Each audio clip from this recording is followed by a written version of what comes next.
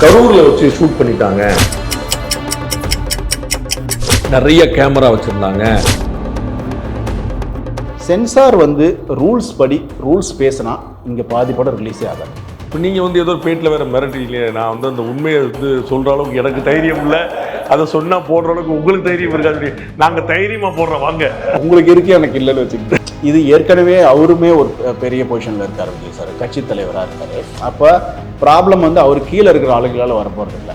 கட்சி தலைவருக்கு மேலே யார் இருப்பாங்க, அவங்களால தான் வரப்போகுது. அந்த நேம்ஸ் எல்லாம் நம்மளால் உச்சரிக்க கூட முடியாது. ஏன்னா VCura Wellness, Let's Go Holidays and Max Gold Cash for Gold. Call 044-4545-4545. Presents Behind It Straight from the Heart with Rangaraj Pandey. Powered by Nammu Chennai Silks in Aadi Blast, Milky Mist Ice Creams, Dr. Sri Verma, Ayal Tarum Ayurveda, Karthipuram Coimbatore 200-acre Dream Township, Premium Plots, Naturals, World's fastest growing saloon chain, Air Fiber Wi-Fi, Arabian Garden Seafood Restaurant. Something going wrong அப்படின்னு எப்போ smell பண்ணீங்க? Vijay sir நான் அரசியல்வாதியாக இருக்கேன், இந்த படம் produce பண்ணால் பிரச்சனைகள் வரும், உங்களுக்கு ஓகேவா? வைலன்ஸ் இருக்குது, அதெல்லாம் நீங்கள் கட் பண்ணால் இந்த UA-16+ நாங்கள் கொடுப்போம் அப்படின்னு சொன்னேன். நான் கட் பண்ணுறேன் சார்னு சொன்னேன். சின்னதாக அவர் இன்னும் சில கட்ஸ் பண்ணணும் அப்படின்னு சொன்னார். இன்னும் சில அப்லோட் பண்ணுற விண்டோ ஓப்பனே ஆகலை. அப்புறம் சர்வருக்கு கால் பண்ணி கேட்டோம், மெயில் அனுப்பிச்சோம். அதுக்கப்புறம் அந்த விண்டோ ஓப்பன் ஆகலைன்னு ஹெட் ஆஃபீஸுக்கு கேட்டோம். அதுக்கப்புறமா அந்த படத்துக்கும் இன்னொரு ப்ராப்ளம் வந்தது. பராசக்திக்கும் சென்சார் ப்ராப்ளம் இருந்தது. அதுக்கும் ஒரு ரிவைசிங் கமிட்டி போனாங்க. இப்போ இந்த படத்துக்கு சென்சார் கிடைக்குமா கிடைக்காதான்ற அந்த ஆன்சர் கிடைக்கல, டினையும் பண்ணல. நம்ம கரூர்ல வச்சு ஷூட் பண்ணிட்டாங்க. அந்த கேள்விக்கு மட்டும் எங்களுக்கே ஆன்சர் தெரியல. நிறைய கேமரா வச்சிருந்தாங்க. இந்த கேமரா பாருங்க அப்படின்லாம் ரவுண்ட் பண்ணிலாம் நிறைய வந்துச்சு. அதுல உங்க கேமரா எங்க இருந்துச்சு? அது எனக்கு அமிச்சாங்க. அப்போ நான் ரியாக்ட் பண்ணணும்னு கேட்டேன். நான் இது பதில் சொல்றேன் அப்படின்னு கேட்டேன். அப்போ வேணாம், இது பெருசாயிட்டே போகும் அப்படின்னு தடுத்துட்டாங்க. வேணாம், ப்ரொடக்ஷன்ல சொல்ல வேணான்ட்டாங்க. இப்போ நான் ரொம்ப சிம்பிளா கேட்கறது என்னன்னா, அது அப்படியே பண்ணியிருந்தா கூட படம் லீக் ஆயிடுச்சு, அதுல அந்த கரூர் ஷாட்லாம் இருக்கான்னு பார்த்தா தெரிஞ்சிருமே. அப்போ அந்த பொய்யை சொன்னவர் மன்னிப்பு கேட்டுருக்கலாம். ஏன் நடக்குது, யார் நடக்குதுன்னும் போது, இது ஏற்கனவே அவருமே ஒரு பெரிய பொசிஷன்ல இருக்காரு விஜய் சார், கட்சி தலைவராக இருக்காரு. ப்ராப்ளம் அவர் கீழே இருக்கிற ஆளுகளால வரப்போறது இல்லை. கட்சி தலைவருக்கு மேலே யார் இருப்பாங்க, அவங்களால தான் வரப்போகுது. இந்த நேம்ஸ் எல்லாம் நம்மளால உச்சரிக்க கூட முடியாது. ஏன்னா ப்ரிசைஸான ஆதாரங்கள் இல்லாமல் நம்ம எதுவும் பேசுறதும் நியாயம். சென்சார் ரூல்ஸ் பேசினா இங்கே பாதி படம் ரிலீஸே ஆகாது. ஒரு கேள்வி கேட்குறீங்க, உங்களுக்கு ஒரு ஆன்சர் கிடைக்குதுன்னா நீங்கள் அந்த ஆன்சரை வெளியே சொல்லலாம். நீங்கள் கேள்வியாக கேட்டே இருக்கீங்க, ஆன்சர் வரவே இல்லைன்னா நமக்கு என்ன வழக்கமாக நான் அப்படிதான் பண்ணுவேன். வணக்கம் அன்பு நண்பர்களே, மீண்டும் உங்களை சந்திப்பதில் மிகுந்த மகிழ்ச்சி. மிகப்பெரிய எதிர்பார்ப்பை ஏற்படுத்தியிருக்கக்கூடிய, நீண்ட காலமாக எதிர்பார்க்கப்பட்ட ஜனநாயகம் படத்துடைய இயக்குனர் திரு H. வினோத் அவரை கேட்பு நிறைய கேட்கலாம். வணக்கம் பாஸ். வணக்கம் சார். வணக்கத்திலே ஒரு நடுக்கம் இருக்கு. கரூர்ல வச்சு ஷூட் பண்ணிட்டாங்க. ஆமாம், நிறைய கேமரா வச்சிருந்தாங்க. அதுல இந்த கேமரா பாருங்க அப்படின்லாம் ரவுண்ட் பண்ணிலாம் நிறைய வந்துச்சு. அதுல உங்க கேமரா எங்க இருந்துச்சு? அது எனக்கு அமிச்சாங்க. அப்போ நான் ரியாக்ட் பண்ணணும்னு கேட்டேன். நான் இது பதில் சொல்றேன் அப்படின்னு கேட்டேன். அப்போ வேணாம், இது பெருசாயிட்டே போகும் அப்படின்னு தடுத்துட்டாங்க. வேணாம், ப்ரொடக்ஷன்ல சொல்ல வேணான்ட்டாங்க. இப்போ நான் ரொம்ப சிம்பிளா கேட்கறது என்னன்னா, நான் சென்னையில் இருந்தேனா, பெங்களூரில் இருந்தேனா, கரூரில் இருந்தான்னு கண்டுபிடிக்கிறதுக்கு ஒரு போலீஸுக்கு ஒரு 15-20 நிமிஷம் ஆகலாம். ஆனால் பத்திரிகையாளர்களுக்கு அட்லீஸ்ட் ஒரு 15 மணி நேரத்துலையாவது கண்டுபிடிச்சிட முடியும். என் வீட்டு CCTVயோ என் ஃபோனையோ ட்ராக் பண்ணலாம், சுற்றி இருக்கிறவங்களை விசாரிக்கலாம், தெரிஞ்சவங்களை விசாரிக்கலாம். இது எல்லாம் பண்ணாலே ஈஸியாக கண்டுபிடிச்சிட முடியும். இப்போ நீங்கள் தானே சொன்னீங்க, நீங்கள் போக வேண்டியதில்லை, உங்கள் அசிஸ்டன்ட் சொன்னாலே சார் செஞ்சுறாரு. அப்போ நீங்கள் போகாமலே ஒரு 10 கேமரா வச்சு நீங்கள் அது அப்படியே பண்ணியிருந்தா கூட படம் லீக் ஆயிடுச்சு, அதில் அந்த கரூர் ஷாட்லாம் இருக்கான்னு பார்த்தா தெரிஞ்சிருமே. அப்போ அந்த பொய்யை சொன்னவர் மன்னிப்பு கேட்டிருக்கலாம்.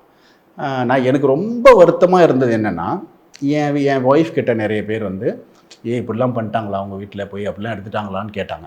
இவ்வளோ மக்கள் நம்பும்போது இன்னும் கவனமாக ஜேர்னலிசம் இருக்கலாமே அப்படின்றது என்னோட கவலையாக இருந்தது. ஏன்னா ரொம்ப சிம்பிளாக நான் கூகுள் பண்ணி பார்க்கும்போதே collecting news, analysing news, distributing நியூஸ்ன்னு வருது. இது என்னென்னா கிரியேட்டிங் நியூஸ் டிஸ்ட்ரிபியூட்டிங் நியூஸாக இருக்குது. அது எனக்கு ரொம்ப வருத்தமாக இருந்தது. ஏன்னா இன்றைக்கி டெமோக்ரஸியோட முக்கியமான பில்லராக இருக்கிற ஒரு சிஸ்டம் பொய்களை உருவாக்கி பொய்களை பரப்ப ஆரம்பிச்சதுன்னா, அதுவும் ரேஷ்னல் திங்கர்னு அறியப்பட்ட ஒருத்தரே அப்படி செய்யும்போது அது ஒட்டுமொத்தமாக சிஸ்டமை கொலாப்ஸ் பண்ணணும்னு எனக்கு தோணுது. ஒரு நாள் அவர் நேரில் பார்த்தா நான் கண்டிப்பாக கேட்பேன். அது அவர் பண்ணது பெரிய தப்பு. அவர் பண்ணதை நிறைய பேர் கேரி பண்ணது பெரிய தப்பு. அப்படி ஒன்று வந்து நான் சத்தியமாக பண்ணலை. இந்த சென்சார் பிரச்சனை வந்து ரொம்ப பெருசாக, படம் வந்து ஸ்மூத்தாக போயிட்டுருக்கு, ஆல் ப்ராப்ளம் சால்வ்டு. என்ன கரூர்லாம் கூட பிறகு தான் வந்துச்சு, இஷ்யூலாம் வெடிச்ச பிறகு தான் வந்துச்சு. சம்பவம் நடக்கும்போது யாருமே அப்படி கனெக்ட் பண்ணல, போகல வைக்கல இல்லாமல் திடீர்னு வந்து ஒரு சென்சார் பிரச்சனை வருது அப்படின்போது அதே பேரலாக அதே நேரத்துலேயே இன்னொரு படம் வருது. ஸோ நீங்களாம் நெருக்கி அடிச்சு தான் அந்த படத்தை கொடுத்தீங்க. பட் வந்து ஒரு பஃபர் பீரியட் வச்சு நம்ம இப்படி போட்டோம் 2 நாள் ஏதாவது போச்சுன்னா வந்தால் கூட நம்ம சமாளிச்சு வந்துடலாங்கிற மாதிரி தான் நீங்கள் என்ன ரிலீஸ் டேட்டை ஃபிக்ஸ் பண்ணி தான் மைண்டில் கொண்டு போகிறீங்க. இந்த படத்துக்கு வந்துருச்சு, இந்த படத்துக்கு ஏதோ ஒரு அக்கண்ணா வச்சுட்டாங்க அப்படிங்கிறது வந்து உங்களுக்கு சம்திங் கோயிங் ராங் அப்படின்னு எப்போ ஸ்மெல் பண்ணீங்க?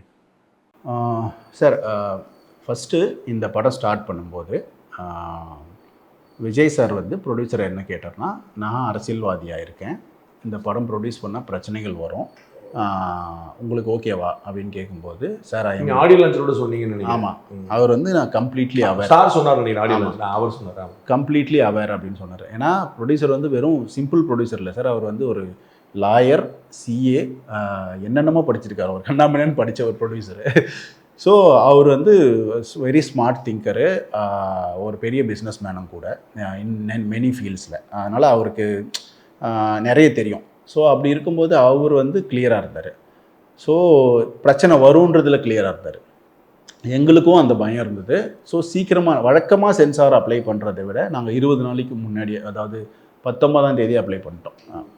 ஸோ ஆமாம், நாங்கள் ஒரு வழக்கமாக 10 நாளைக்கு முன்னாடி ஸ்டார்ட் ஆக வேண்டிய ப்ராசஸ் 20 நாளைக்கு முன்னாடியே நாங்கள் பண்ணோம். ஸோ 19ஆம் தேதி அப்ளை பண்ணும்போது சென்சார் உடனே பார்க்கப்பட்டது. உடனே பார்த்து மெம்பர்ஸ் இருந்தாங்க, ஆர்ஓ சார் இருந்தார். அவர் என்னை உள்ளே கூப்பிட்டு, இந்த படம் வந்து எங்களுக்கு திமேட்டிக்கலி ப்ராப்ளம் எதுவும் இல்லை, அதனால் நாங்கள் உங்களுக்கு யூஏ கொடுக்குறோம், பட் வைலன்ஸ் இருக்குது, அதெல்லாம் நீங்கள் கட் பண்ணால் இந்த யூஏ 16+ நாங்கள் கொடுப்போம் அப்படின்னு சொன்னேன். நான் கட் பண்ணுறேன் சார்னு சொன்னேன். அவங்க கட்ஸ் சொன்னாங்க. கட் சொன்னோடனே நாங்கள் அதை ஹானர் பண்ணி அந்த ஒர்க்கை ஸ்டார்ட் பண்ணோம். ஏன்னா சிஜி நிறைய இருந்தது.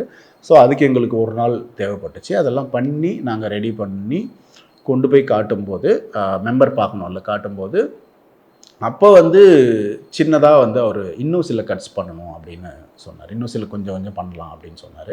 ஸோ அப்போது இதெல்லாம் பண்ணிட்டா நல்லாயிருக்கும் அப்படின்னு சொன்னார். ஏன்னா ப்ரிசைஸ் கட் கிடையாது, அதை பர்சன்டேஜ் அப்படிலாம் இருந்தது. ஸோ அதுவும் என்ன பண்ணும்போது எங்களுக்கு அதை அப்லோட் பண்ணுற விண்டோ ஓப்பனே ஆகலை. அப்புறம் சர்வருக்கு கால் பண்ணி கேட்டோம், மெயில் அனுப்பிச்சோம். அதுக்கப்புறம் அந்த விண்டோ ஓப்பன் ஆகலைன்னொன்னே ஹெட் ஆஃபீஸுக்கு கேட்டோம். ஹெட் ஆஃபீஸுக்கு கேட்டால் ஒரு டைம், கரெக்டான டைம் ஞாபகம் இல்லை, கொஞ்சம் பீரியடுக்கு அப்புறம் இந்த மாதிரி ஒரு கம்ப்ளைண்ட் லெட்டர் வந்திருக்கு, அதனால் வந்து ஹோல்ட் பண்ணிடுவோம், அதனால தான் விண்டோ ஓப்பன் ஆகலை அப்படின்னு சொன்னாங்க. அதுக்கப்புறமா வந்து அந்த படத்துக்கும் இன்னொரு ப்ராப்ளம் வந்தது. பராசக்திக்கும் சென்சார் ப்ராப்ளம் இருந்தது. அதுக்கும் ரிவைசிங் கமிட்டி போனாங்க.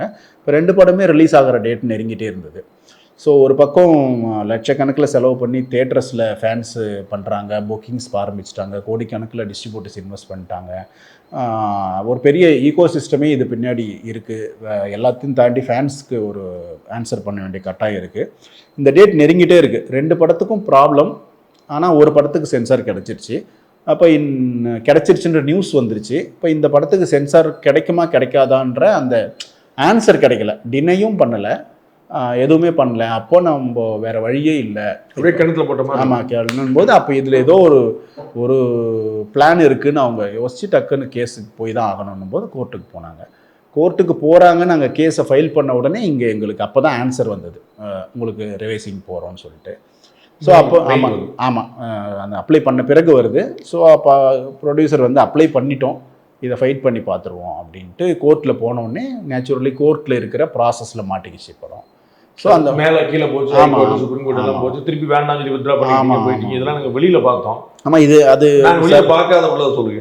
அது எனக்கு தெரியாதே சார், அதை தான் சொன்னேன், நீங்கள் தான் சொல்லணும். அதெல்லாம் நீங்கள் ஏதாவது கோர்ட்டில் பார்த்ததெல்லாம் பார்த்து நீங்கள் ஏதாவது இந்த இன்வெஸ்டிகேட்டிவ் ஜெர்னலிசம்லாம் இருக்குல்ல, அதில் ஏதாவது பண்ணி சொல்லி. நீங்கள் வந்து ஏதோ பேட்டில் வேறு மிரட்டிங்களே, நான் வந்து அந்த உண்மையை வந்து சொல்கிற அளவுக்கு எனக்கு தெரியும், அதை சொன்னால் போடுற அளவுக்கு உங்களுக்கு தைரியமாக போடுறோம். அதாவது உங்களுக்கு இருக்கு, எனக்கு இல்லைன்னு வச்சுக்கிட்டேன். அது வந்து ஒரு டவுட்டா ஒன்று உள்ள ஓடிட்டே இருக்குல்ல, ஸ்பெகுலேட்டிவ் ஆகிட்டே இருக்கு. சில நேம்ஸ் சிலது வந்து ஏன் நடக்குது, யார் நடக்குதுன்னும் போது, இது ஏற்கனவே அவருமே ஒரு பெரிய பொசிஷனில் இருக்கார் விஜய் சார், கட்சி தலைவராக இருக்கார். அப்போ ப்ராப்ளம் வந்து அவர் கீழே இருக்கிற ஆளுங்களால் வரப்போகிறது இல்லை, கட்சி தலைவருக்கு மேலே யார் இருப்பாங்க அவங்களால தான் வரப்போகுது. அந்த நேம்ஸ் எல்லாம் நம்மளால் உச்சரிக்க கூட முடியாது. ஏன்னா ப்ரிசைஸான ஆதாரங்கள் இல்லாமல் நம்ம எதுவும் பேசுறதும் நியாயம் இல்லை. இல்ல அதுபோக வந்து இது எந்த மாதிரி கனெக்ட் பண்ணாலும் இருக்கலாம் ஆமா, ஆமா, ஆமா, சார் சட்டத்துக்கு ஒரு பவர் இருக்குல்ல சார், சட்டத்தை வச்சு நீங்க இன்ஸ்டிடியூஷனுக்கு ஒரு power. ஆமா ஆமா. ஸோ அதுக்கு ஒரு அதை வச்சு நீங்க இன்னொன்று சொல்லணும்னா சார், சென்சார் வந்து ரூல்ஸ் பேசினா இங்கே பாதி படம் ரிலீஸே ஆகாது. சென்சார் வந்து எப்போவுமே சினிமாவுக்கு சப்போர்ட் பண்ணிட்டு தான் இருக்குது. அதில் வந்து எனக்கு எப்போவுமே டவுட்டே இல்லை. சென்சார் வந்து சினிமாவுக்கு சப்போர்ட் பண்ணுது, அட்வைஸ் பண்ணுது. நாங்கள் ஏன் இப்படி பண்ணுறோம், இது எவ்வளோ டைவர்ஸான கண்ட்ரி, ஏன் நம்ம சென்சாரில் வந்து இவ்வளோ ப்ரிசைஸாக இருக்கும், அது எல்லாமே சொல்லுது. சம்டைம்ஸ் நம்ம பியாண்டு ஒரு விஷயம் போகும்போது இதில் என்ன நடந்ததுன்னே தெரியாத போது அதை வெளிப்படையாக பேசுவோம். நீங்கள் சொன்னது நம்ம புரிஞ்சுக்கலாம், சென்சார் போர்டு இல்லை பிரச்சனை. ஆமாம், அப்படிதான் நான் அப்படிதான் புரிஞ்சுக்கிறேன். ஆமாம், சென்சார் போர்டு ஏன்னா உங்களுக்கு நடந்த அந்த ஆர்வக்கு உங்களுக்கு நடந்த கான்வர்சேஷன் அவங்க வந்து திருப்பி ஆர்சிக்கு அனுப்புறேன்னு சொன்னது எல்லாமே வந்து கரெக்டாக போயிட்டு இருக்கு. ஆனால் பியாண்ட் சம்திங் நமக்கு வந்து ஒரு பெரிய ஒரு ஹாலோ ஒரு ஸ்பேஸ் வந்து அது வந்து நீங்கள் வந்து ஒரு கேள்வி கேட்குறீங்க, உங்களுக்கு ஒரு ஆன்சர் கிடைக்குதுன்னா நீங்கள் அந்த ஆன்சரை வெளியே சொல்லலாம். நீங்கள் கேள்வியாக கேட்டே இருக்கீங்க, ஆன்சர் வரவே இல்லைன்னா நமக்கு என்ன சொல்லணும். நான் அப்படி தான் பண்ணுவேன். அதனால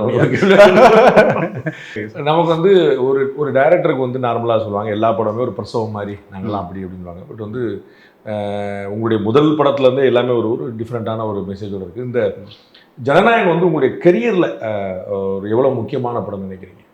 என் கெரியரில் மட்டும் இல்லை சார், இப்போ தமிழ்நாட்டு கெரியர்லேயே முக்கியமான படமாக ஆயிடுச்சு.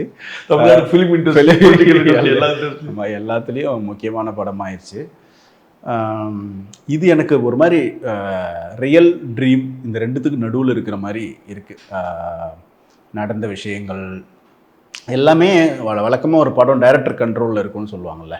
இந்த படம் வந்து பார்த்திங்கன்னா படம் எடுக்கிற வரைக்கும் டைரக்டர் கண்ட்ரோலில் இருந்து படம் எடுத்து முடிச்ச பிறகு அது எங்கெங்கேயோ போய் யார் கண்ட்ரோல் இருக்குல்லே தெரியாமல் எண்ட் ஆஃப் த டே அதனால் நிறைய நல்லது நடந்திருக்குன்னு நான் நம்புகிறேன். நல்லது நடக்கும்னு நான் நம்புகிறேன். ஓவராலாக வந்து ஹாப்பி என்டிங் தான் நினைக்கிறேன். ஹாப்பி என்டிங்காக தான் படத்தில் இருக்கிற மாதிரியே இருக்கும்.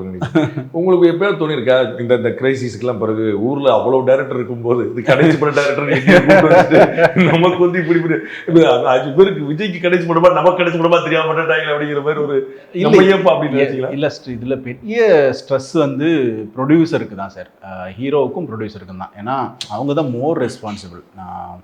ஃபஸ்ட்டு வந்து ஒரு ஹீரோவை நம்பி தான் ப்ரொடியூசர் வராரு. ஸோ அப்போ அவங்க 2 பேரும் இதில் ரொம்ப ஸ்ட்ராங்காக இருந்ததுனால ப்ரொடியூசர் வந்து எல்லா மூமெண்ட்லேயும், அதாவது சென்சார் பிரச்சனைகள் ஸ்டார்ட் ஆகிற மூமெண்ட்லேயே அவர் எனக்கு கால் பண்ணி கேவிஎன் சார் என்ன சொன்னார்னா, நான் சாருக்கு பேசினேன், சார் என்ன நடந்தாலும் நான் கடைசி வரைக்கும் உங்களோட நிற்பேன் அப்படின்னு நான் சொல்லிட்டேன். அதே தான் உனக்கும் சொல்கிறேன், நீ டோன்ட் வரி அப்படின்னு. நான் தான் வந்து கலங்கினேன், அழுதேன், அதெல்லாம் பண்ணேன் தவிர அவங்க 2 பேர் ரொம்ப ஸ்ட்ராங்காக இருந்தாங்க. ஸோ அவங்க ஸ்ட்ராங்காக இருந்ததுனால எனக்கு ரொம்ப ப்ரெஷர்ஸ் வரல. இதில் நான் ஹாப்பியாக தான். ஒரு பவன் கேசரிங்கிற ஒரு படத்தோடைய ஒரு தழுவல் தான் அப்படின்னு சொல்லி சொன்னாங்க. அப்போ வந்து ஏற்கனவே வெளியான படம் வந்து சக்ஸஸ் ஆகி ஹிட் ஆகி ஓடின படம், அதை நம்ம வந்து ரீமாடிஃபை பண்ணி இந்த நேர்கொண்ட பார்வையில் படம் மாதிரி ஒரு ஸ்லைட்டாக ஒரு பட்டி பார்த்து டிங்கரிங் பார்த்து போடும்போது அதுலேயும் இவ்வளோ அளப்புறம் இவ்வளோ கான்ட்ரவர்சி இவ்வளோ பெரிய சர்ச்சை. அதான் சார், அந்த கேள்விக்கு மட்டும் எங்களுக்கே ஆன்சர் தெரியல. 2 கேள்வி எடுத்துக்கிறேன் சார். ஒன்று, பகவந்த் கேசரி ரீமேக் தான் அப்படின்னா அது வெறும் ரீமேக் இல்லை, ஒரு 50% ரீமேக்கு இன்ஃப்ளூயன்ஸ். ஆமாம், இன்னொரு 50% வந்து புது கதை இருக்குது. முக்கியமாக அதோட கோர் கான்ஃப்ளிக்ட் வந்து புதுசு பண்ணியிருக்கோம். ஸோ பகவந்த் கேசரியாவே மாற்றிருக்கீங்க. ஆமாம், அதாவது மெயின் கான்ஃப்ளிக்ட், ஹீரோவுக்கும் வில்லனுக்கும் இருக்கிற கான்ஃப்ளிக்டை பெருசு பண்ணியிருக்கோம். அந்த பொண்ணுக்கு இருந்த கான்ஃப்ளிக்ட், படத்தில் இருந்த மெயின் கான்ஃப்ளிக்ட் வந்து ஃபியர். ஒரு பொண்ணு அவங்க அப்பா டெத்தால் ஒரு பயந்துடுறா. ஸோ அதனால் அவளுக்கு அவருடைய லட்சியத்தை அடைய முடியாமல் அந்த ஃபியரை போக்குறதுக்காக அவர் ஒரு லட்சியத்தை நோக்கி அவரை, அவங்க அப்பா ஆசைப்பட்ட லட்சியத்தை நோக்கி அவரை புஷ் பண்ணி அவரை வந்து பயத்தை போக்கி அவளை ஜெயிக்க வைக்கிறாருன்றது கதை. இப்போ அதை வந்து பெருசு பண்ணியிருக்கோம். ஒய் ஃபியர் எப்படி வருது, ஃபியர் சைக்காலஜிக்கலாக எப்படி ஃபங்க்ஷன் ஆகுது, பொலிட்டிக்கலாக எப்படி ஃபங்க்ஷன் ஆகுது, ஏன் ஃபியர் வருது, எதனால் வருது, அதில் வந்து அதிகார வெறி, கம்யூனிஸ்டிங் யூஸ் பண்ண மாதிரி அதிகார வெறியும் லாப வெறியும் என்னமோ ஃபங்க்ஷன் ஆகுது. இதெல்லாம் வந்து ஒரு ட்ரேஸ் வச்சுக்கிட்டு மேஜர் பார்ட் ஆஃப் படத்தை கமர்ஷியலாக ட்ரீட் பண்ணியிருக்கோம். லாஸ்ட் ½ அன் ஹவரை இந்த மாதிரி சீரியஸ் பொலிட்டிக்ஸ் பண்ணியிருக்கோம் சார். அதனால் அது முழுமையான ரீமேக் இல்லை. அதனால் உங்களுக்கு ஃப்ரெஷ் வாட்ச் கிடைக்கும். ரெண்டாவது கேள்வி மறந்துட்டேன். அந்த இதில் ஏன் இவ்வளோ கான்ட்ரவர்சி? கான்ட்ரவர்சின்றது வந்து அது எங்களுக்கு உண்மையிலே ஆன்சர் தெரியல. ஆக்சுவலாக இதை யாராவது கண்டுபிடிச்சி சொல்லணுன்னா பத்திரிகையாளர்களாக சொல்லணும்னு நினைக்கிறேன். ஏன்னா ஓப்பன் டேட்டா கொஞ்சம் இருக்குது. எப்போ சென்சார் அப்ளை பண்ணோம், எப்போ டினை ஆச்சு, எப்போ கேஸ் ஆச்சு, எப்போ ஆர்சி பண்ணோம், இதெல்லாம் ஓப்பன் டேட்டாஸ் இருக்குது. ஸ்பெகுலேஷன்ஸ் இருக்குது, இது அதுன்னு ஸ்பெகுலேஷன்ஸ் இருக்குது. அதனால் எது உண்மைனே தெரில. அதனால் எதை சொன்னாலும் கான்ட்ரவர்சிக்கு நான் பின்னாடி வர்றேன். எவிடன்ஸ் இல்லை. Behind Oath Straight from the Heart with Rangraj Pandey. Title sponsor Vicura Wellness, Advanced Scientific Slimming. No pain, no surgery, any weight loss, இன்னும் smarter.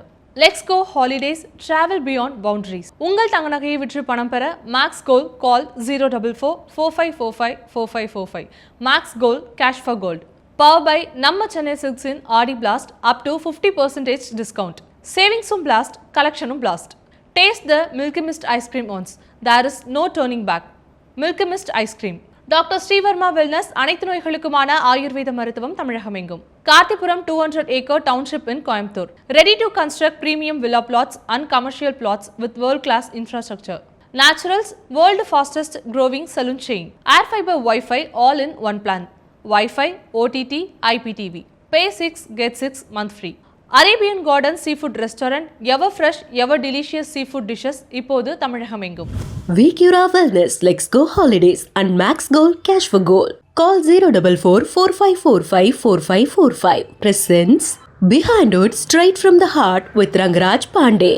Powered by நம்ம சென்னை சில்க்ஸ் இன் ஆடி blast, Milky Mist ice creams, doctor Srivarma ஆயுள் தரும் ஆயுர்வேத, கார்த்திபுரம் Coimbatore 200 acre dream township, premium plots, naturals, world's fastest growing saloon chain, air fiber Wi-Fi, Arabian Garden Seafood Restaurant.